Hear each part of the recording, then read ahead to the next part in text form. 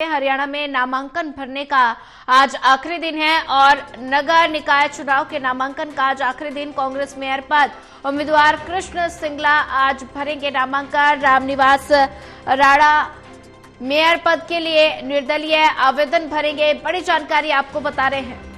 हरियाणा में नामांकन भरने का आज आखिरी दिन। नगर निकाय चुनाव के नामांकन का आज आखिरी दिन है और वहीं ज्यादा जानकारी के लिए हमारे साथ लगातार देवेंद्र कथुरिया जी जुड़े हुए हैं। देवेंद्र, हरियाणा में नामांकन भरने का आज आखिरी दिन है और ऐसे में नगर निकाय चुनाव के नामांकन का आखिरी दिन है। कांग्रेस की अगर बात की जाए तो कांग्रेस मेयर पद उम्मीदवार कृष्ण सिंगला आज नामांकन भरेंगे। तो और कौन कौन से बड़े चेहरे हैं जो आज नामांकन भर सकते हैं? देखिए सोनिया, आज आखिरी तारीख है। जो भी रह गए हैं जिनको चुनाव लड़ना है, जिन्होंने नहीं भरत, दरअसल टिकटों का ऐलान भी देरी से हुआ है। बीजेपी ने हालांकि सबसे पहले ऐलान किया है। कांग्रेस के अभी भी जैसे पानीपत है, कुछ और जगह बीजेपी ने भी 2-3 दिन पहले ही ऐलान किया है टिकटों का। चूंकि कशमकश बहुत है बीजेपी में, टिकट को लेकर ज्यादा मारामारी है क्योंकि सत्ता से जुड़ी पार्टी है। लोगों को लगता है कि 5 साल हरियाणा में सरकार चल रही है, अभी 5 साल मोदी जी की सरकार है, ट्रिपल इंजन का नारा दिया जा रहा है, तो प्रीमियम टिकट मानी जा रही है कि बीजेपी की टिकट जिसको मिल जाएगी संभावना है कि वो चुनाव जीतेगा। इसी वजह से मारामारी ज्यादा है। कृष्ण सिंगला आज पर्चा भरेंगे, वो भी बागी होकर पर्चा भर रहे हैं हिसार से। तो वो हिसार में भी कशमकश है पार्टी में बीजेपी। लेकिन कृष्ण सिंगला अगर पर्चा भरते हैं तो उसमें कांग्रेस को नुकसान होता दिख रहा है। तो हो सकता है कि कांग्रेस के नेता मना लें उनको। अभी तो पर्चा भरना है, पर्चा वापस लेने का समय अभी रहेगा। आज पर्चे भरने की तो लास्ट डेट है और उसके बाद अगर किसी को पर्चा उठाना है, कोई सहमति से कोई विड्रॉ करना चाहते तो वो चांस अभी है। लेकिन कांग्रेस को नुकसान होता दिख रहा है कृष्ण सिंगला से। बाकी आपको बता दो 34 जगह चुनाव हो रहे हैं पूरे हरियाणा में निकायों के। 22 जगह नगर पालिका, 4 जगह नगर परिषद और 8 जगह नगर निगम। नगर निगम में पार्षद और मेयर के चुनाव तो है, 2 जगह मेयर के उपचुनाव भी हैं, अम्बाला में और सोनीपत में, जहाँ के दोनों के मेयर जो थे निखिल मदान सोनीपत से, वो बीजेपी के विधायक बने। शक्ति रानी शर्मा अम्बाला से थी, वो भी विधायक बनी है कालका से। तो वो 2 उपचुनाव है। मेयर के 8 मेयर के चुनाव, 10 मेयर के चुनाव है टोटल। मानेसर हालांकि वो भी होल्ड पर है। तो कुल मिलाकर 34 जगह निकाय चुनाव है। पानीपत को छोड़कर, पानीपत में 21 से 27 तक नामांकन रहेगा। यहाँ थोड़ा प्रक्रिया 1 हफ्ता देरी से, बाकी जगह नामांकन आज खत्म हो जाएगा और नामांकन भरने के साथ ही पता लग जाएगा कि मैदान में कौन कौन है, कौन किसके सामने है। ठीक है देवेंद्र, ज्यादा जानकारी साझा करने के लिए आपका धन्यवाद। और वहीं आज हरियाणा में नामांकन भरने का आज आखिरी दिन। नगर निकाय चुनाव के नामांकन का आखिरी दिन है और ज्यादा जानकारी साझा करने के लिए हमारे साथ associate editor doctor Mahesh Kumar जुड़ चुके हैं। महेश, हरियाणा में नामांकन भरने का आज आखिरी दिन है और बात की जाए कांग्रेस मेयर पद उम्मीदवार कृष्ण सिंगला आज नामांकन भरेंगे और साथ ही ऐसे कौन कौन से आज बड़े चेहरे हैं जो आज नामांकन भर सकते हैं? देखिए, नामांकन का आज आखिरी दिन है और हिसार में मेयर पद का जो उम्मीदवार है वो आज अपना आखिरी दिन है, नामांकन दाखिल वो कर सकते हैं। फिलहाल कांग्रेस पार्टी ने कृष्ण सिंगला को चुनाव मैदान में टिकट देकर उतारने का काम किया था।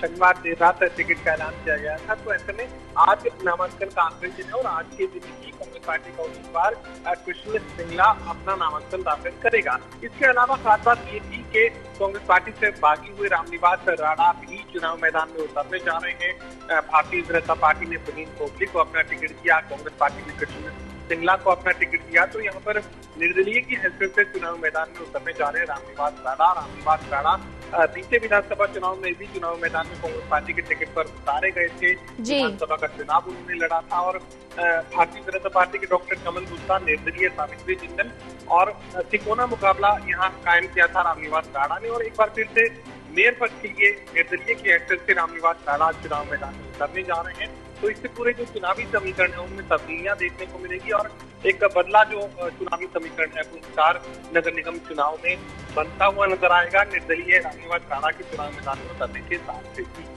जी बिल्कुल महेश, अगर बात की जाए तो भारतीय जनता पार्टी पूरी आश्वस्त नजर आ रही है क्योंकि अभी हाल ही में छत्तीसगढ़ में निकाय चुनाव हुए हैं, वहां पर भारतीय जनता पार्टी ने जीत दर्ज की है।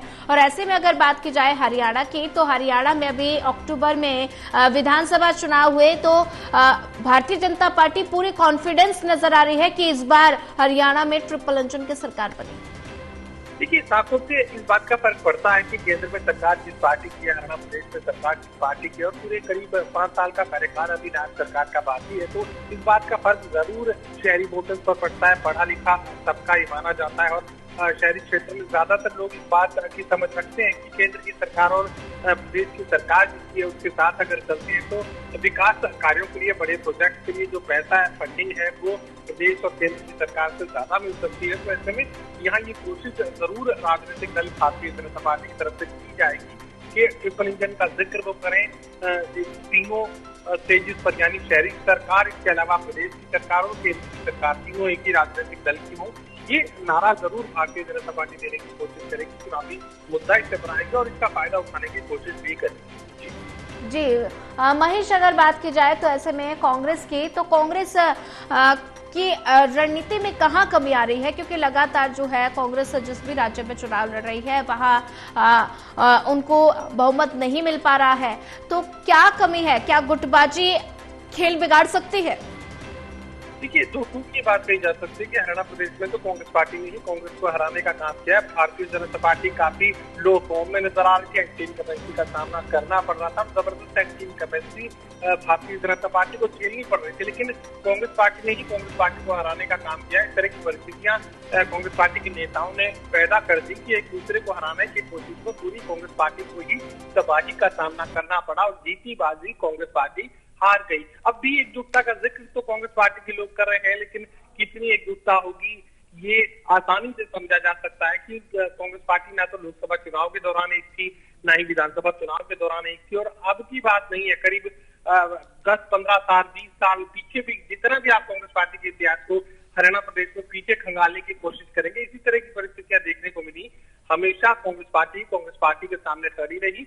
अब भारतीय जनता पार्टी विकल्प बन चुकी है। दूसरे जो क्षेत्रीय दल है, चाहे वो इंडियन नेशनल लोकदल की बात की जाए या जननायक जनता पार्टी की बात की जाए, उनका कोई वजूद हाल फिलहाल नजर नहीं आ रहा। तो ऐसे में आमने सामने की स्थिति तो कांग्रेस पार्टी और भारतीय जनता पार्टी के लिए ही है, लेकिन भारतीय जनता पार्टी पूरे मैनेजमेंट के साथ, पूरी एकजुटता के साथ चुनाव को लड़ने का काम करती है, लेकिन कांग्रेस पार्टी में एकजुटता का अभाव है, मैनेजमेंट के शून्य के बराबर कांग्रेस पार्टी में देखने को मिलती है। तो ऐसे में टिकट देकर चुनाव मैदान में धकेलने का काम तो जरूर कांग्रेस पार्टी के लोग कर रहे हैं, लेकिन उसके लिए व्यवस्था, उसके लिए मैनेजमेंट, उसके लिए प्रचार, उसमें कमी कांग्रेस पार्टी में देखने को मिलती है। और अब भी परिस्थितियों में ज्यादा परिवर्तन आएगा, इसकी संभावनाएं बेहद कम है। जी बिल्कुल महेश, ज्यादा जानकारी साझा करने के लिए आपका धन्यवाद।